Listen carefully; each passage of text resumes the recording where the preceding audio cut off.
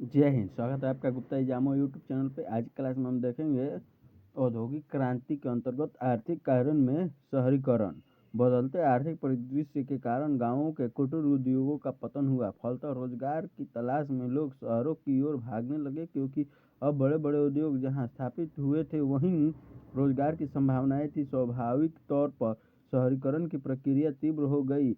नए शहर अधिकतर नए उन औद्योगिक केंद्रों के आसपास विकसित हुए जो लोहे, कोयले और पानी की व्याप्त उपलब्धता वाले स्थानों के निकट थे। नगरों का उदय के व्यापारिक केंद्र के रूप में, उत्पादन केंद्र, बंदरगाह नगरों के रूप में हुआ। शहरीकरण की प्रक्रिया केवल इंग्लैंड तक ही सीमित नहीं रही, बल्कि फ्रांस, जर्मनी, ऑस्ट्रिया, इटली आदि देशों में भी विस्तारित हुई। इस तरह अर्थव्यवस्था के आधार पर बनने लगे आर्थिक असंतुलन।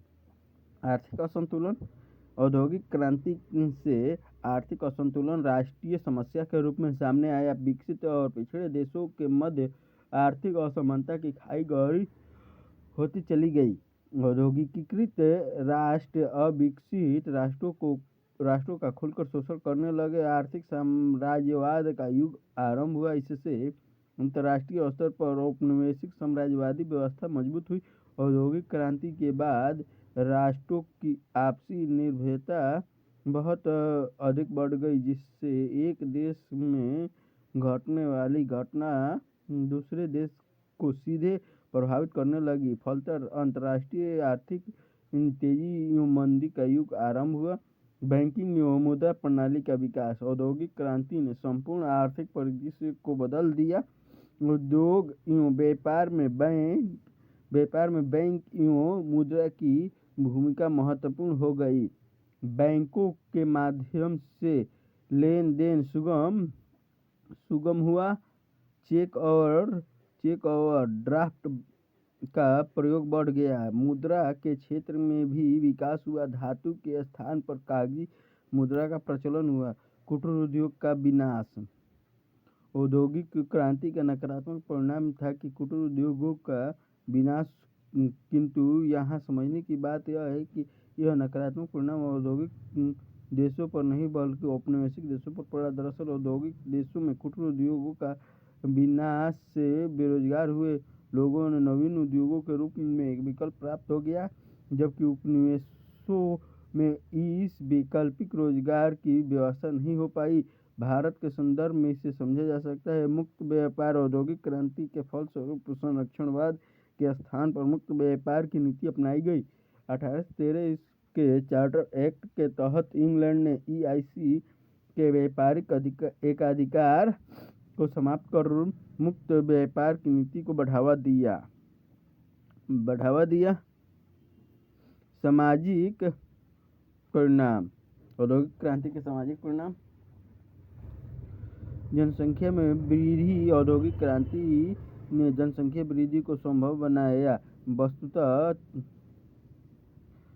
तकनीकी प्रयोग ने खाद्यान्न उत्पादन बढ़ाकर भोजन आवश्यकता की पूर्ति की। दूसरी तरफ यातायात के उन्नत साधनों के माध्यम से मांग के क्षेत्रों में खाद्यान्न उत्पादन को बढ़ाकर भोजन आवश्यकता की पूर्ति की। दूसरी तरफ यातायात के उन्नत साधनों के माध्यम से मांग के क्षेत्र में खाद्यान्न की पूर्ति करना संभव हुआ।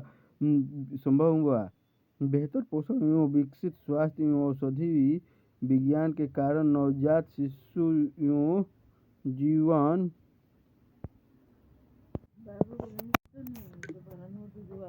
जीवन की औसत आयु में वृद्धि हुई। फलतः मृत्यु दर में कमी आई। नए सामाजिक वर्गों का उदय। औद्योगिक क्रांति में मुख्य रूप से 3 नए वर्गों का जन्म दिया। प्रथम पूंजीवादी वर्ग, जिसमें व्यापारी एवं पूंजीपति सम्मिलित थे। द्वितीय मध्यम वर्ग, कारखानों के निरीक्षक, दलाल, ठेकेदार, इंजीनियर, वैज्ञानिक आदि शामिल थे। तीसरा श्रमिक वर्ग, जो अपने श्रम और कौशल से उत्पादन करते थे। मानवीय संबंधों में गिरावट। परंपरागत भावनात्मक मानवीय संबंधों का स्थान स्थान आर्थिक संबंधों ने ले लिया। जिन क्षेत्रों के बल पर उद्योगपति समृद्ध हो रहे थे, उनसे मालिन न तो परिचित था और न ही परिचित होना चाहता था। उद्योगों में प्रयुक्त होने वाली मशीन और तकनीकी ने मानव को भी मशीन का एक हिस्सा बना दिया। नैतिक मूल्यों में गिरावट। नए औद्योगिक समाज में नैतिक मूल्यों में गिरावट आई। भौतिक प्रगति से शराब और जुए का प्रचार बढ़ा। अधिक समय तक काम करने के बाद थकावट मिटाने के लिए श्रमिकों में नशा का चलन बढ़ा। इतना ही नहीं, औद्योगिक केंद्रों पर वेश्यावृत्ति फैलने लगी। उपभोक्तावादी प्रवृत्ति बढ़ने से भ्रष्टाचार अपराधों को बढ़ावा मिला। शहरी जीवन में गिरावट। शहरों में जनसंख्या के अत्यधिक वृद्धि के कारण निचली तबके को आवास, भोजन, पेयजल आदि का अभाव भुगतान पड़ता था। अत्यधिक जनसंख्या के कारण औद्योगिक केंद्रों के आसपास कच्ची बस्तियों का विस्तार होने लगा, जहां गंदगी रहती थी। बाल श्रम। औद्योगिक क्रांति ने बाल श्रम को बढ़ावा दिया और बच्चे से उनका बचपन छीन लिया। इस समस्या से आज सारा विश्व जूझ रहा है। महिला आंदोलनों का जन्म। औद्योगिक क्रांति ने कामगारों की आवश्यकता को जन्म दिया, जो केवल पुरुषों से पूरा नहीं हो रहा था। अतः स्त्री की भागीदारी कामगार वर्ग में हुई। अब स्त्रियों की ओर से भी अधिकारों की मांग उठने लगी। उनमें चेतना जागृत हुई।